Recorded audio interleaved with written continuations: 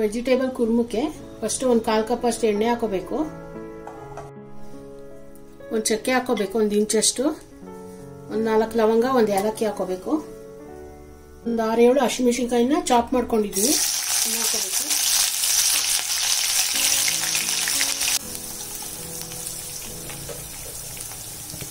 ಒಂದು ಈರುಳ್ಳಿ ಚಾಪ್ ಮಾಡ್ಕೊಂಡಿರೋದು ಹಾಕೋಬೇಕು. ಒಂದು 2 ನಿಮಿಷ ಚೆನ್ನಾಗಿ ಹುರ್ಕೋಬೇಕು, ಈರುಳ್ಳಿ ಕೆಂಪಾಗೋವರೆಗೂ.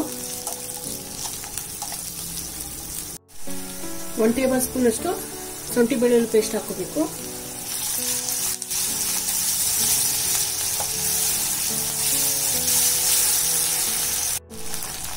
ಒಂದು ಕಪ್ ಅಷ್ಟು ಆಲೂಗಡ್ಡೆ ಚಾಪ್ ಮಾಡ್ಕೊಂಡಿದ್ದೀನಿ ಕ್ಯೂಬ್ಸ್ ಆಗಿ, ಹಾಕೋಬೇಕು. 1 ಕಪ್ಪು ಬಟಾಣಿ ತಗೊಂಡಿದ್ದೀನಿ, ಹಾಕೋಬೇಕು. 1 ಕಪ್ ಅಷ್ಟು ಹೂಕೋಸು ತಗೊಂಡಿದ್ದೀನಿ. ಫಸ್ಟ್ ಇದೆಲ್ಲ ಚೆನ್ನಾಗಿ ಫ್ರೈ ಮಾಡ್ಕೋಬೇಕು.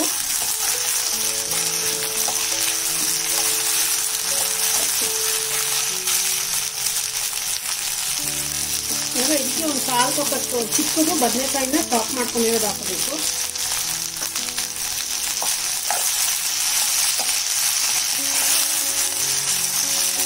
ಒಂದು ಟೊಮೆಟೊನ ಚಾಪ್ ಮಾಡ್ಕೊಂಡಿರೋದು ಹಾಕೋಬೇಕು.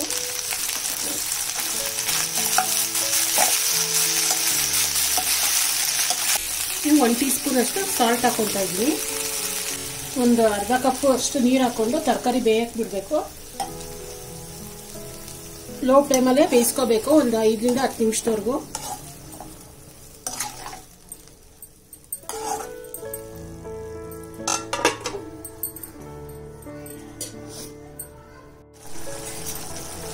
ನೋಡಿ, ಒಂದು 10 ನಿಮಿಷ ತರಕಾರಿ ಎಲ್ಲ ಬೆಂದಿದೆ. ಇದಕ್ಕೆ 1 ಟೇಬಲ್ ಸ್ಪೂನ್ ಅಷ್ಟು ಧನಿಯಾ ಪೌಡರ್ ಹಾಕೊತಾ ಇದ್ದೀನಿ. 1 ಟೀ ಸ್ಪೂನು ಜೀರಿಗೆ ಪೌಡರು, 1 ಟೀ ಸ್ಪೂನ್ ಅಷ್ಟು ಗರಂ ಮಸಾಲ ಪೌಡರು ಎಲ್ಲ ಮಿಕ್ಸ್ ಮಾಡ್ಕೋಬೇಕು. ಇದು ನಾನು ಕೋಕೋನಟ್ ಮಿಲ್ಕ್ ತಗೊಂಡಿದ್ದೀನಿ, ಇದನ್ನ ಹಾಕೋಬೇಕು. ಗಟ್ಟಿ ಹಾಲು ತಗೊಂಡಿದ್ದೀನಿ, ಅರ್ಧ ಓಡ್ ತೆಂಗಿನಕಾಯಲ್ಲಿ ಗಟ್ಟಿ ಹಾಲು ತಕೊಂಡಿದ್ದೀನಿ, ಹಾಕೋಬೇಕು. ಒಂದು ಅರ್ಧ ಲೀಟರ್ ಅಷ್ಟಿದೆ ಹಾಲು. ಉಪ್ಪು ನೋಡು 1 ಟೀ ಸ್ಪೂನ್ ಹಾಕೊಂಡಿದ್ದೀನಿ, ಬೇಕು ಅಂದ್ರೆ ಇನ್ನೊಂದು ಸ್ವಲ್ಪ ನೋಡ್ಕೊಂಡು ಹಾಕೋಬಹುದು. ಇವಾಗ ಇದನ್ನ ಹೈ ಫ್ಲೇಮಲ್ಲೇ ಒಂದು 5ರಿಂದ 10 ನಿಮಿಷ ಒಳಗೆ ಕುದಿಸ್ಕೋಬೇಕು. ನೋಡಿ, ಒಂದು 5 ನಿಮಿಷ ಆಗಿದೆ. ಕಸ್ತೂರಿ ಮೇಥಿ ಹಾಕೊಂತ ಇದ್ದೀನಿ. ಕಸ್ತೂರಿ ಮೇಥಿ ಇಲ್ಲ ಅಂದ್ರೆ ಕೊತ್ತಂಬರಿ ಸೊಪ್ಪಾದ್ರೂ ಹಾಕೊಳ್ಳಿ. ನೋಡಿ, ಇಷ್ಟು ಥಿಕ್ನೆಸ್ ಇದ್ರೂ ಸಾಕು. ಇದು ತಣ್ಣಗೆ ಆಗ್ತಾ ಆಗ್ತಾ ಗಟ್ಟಿ ಆಗತ್ತೆ. ಅದೇನೆ ಇನ್ನೊಂದು 2 ನಿಮಿಷ ಕುದಿಸ್ಬಿಟ್ಟು ಆಫ್ ಮಾಡಬೇಕು ಸ್ಟವ್ನ.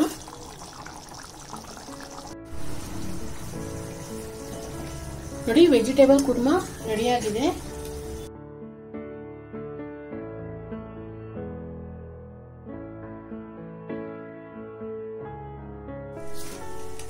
ರೆಸಿಪಿ ಇಷ್ಟ ಆದರೆ ಲೈಕ್ ಮಾಡಿ, ಶೇರ್ ಮಾಡಿ, ಸಬ್ಸ್ಕ್ರೈಬ್ ಮಾಡಿ.